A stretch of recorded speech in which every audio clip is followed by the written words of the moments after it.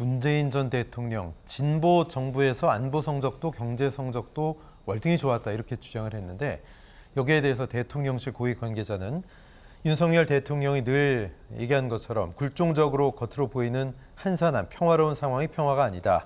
압도적인 힘에 의해서 구축하는 평화가 진정한 평화다 이렇게 얘기했는데요.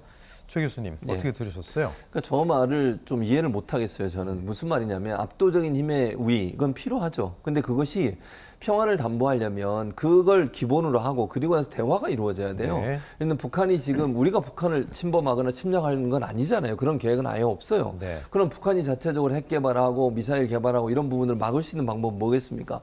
대화를 통해서 그런 부분들이 본인들한테 전혀 도움이 안 된다는 걸 인식시켜야 되고, 두 번째는 그런 부분에 대해서 보상이 있다는 부분들도 우리가 인식시킬 필요가 있다고 생각을 해요. 또 국제사회, 특히 중국이나 러시아와 함께 힘을 모아서 북한의 그런 무력 어떤 증강 이런 부분들을 막을 수 있도록 압력을 가하는 것도 필요하잖아요.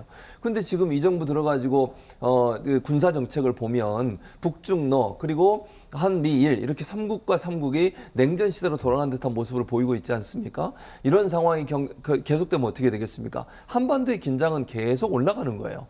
예를 들어서 대화가 있는 상태에서 우리가 힘의 우위를 갖고 있으면 그게 도움이 되지만요. 대화가 없는 상태에서 갈등 구조에서 대결 구조에서 우리의 힘이 증강되면 저쪽도 계속 반대로 힘을 증강시키는 거예요. 그럼 텐션은 올라가는 거잖아요. 언제 어떻게 문제가 발생할지 아무도 모르는 겁니다.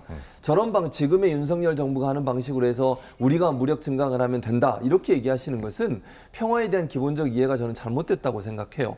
대화하고 협력하려고 하고 설득하려는 노력이 함께 진행되면서 무력 증강을 하면, 우리의 어떤 그 군사력을 강화하면 그건 도움이 되지만, 그게 아니라고 하면 북한 입장에서도 우리가 자꾸 무력적으로 증강을 하면 자기들도 증강하려고 노력하지 않겠어요? 네. 그런 대결 구도로 가는 것은 한반도를 더 위험에 빠뜨리는 행동이다. 그게 평화를 위한 방법은 아니다 이렇게 생각합니다. 예.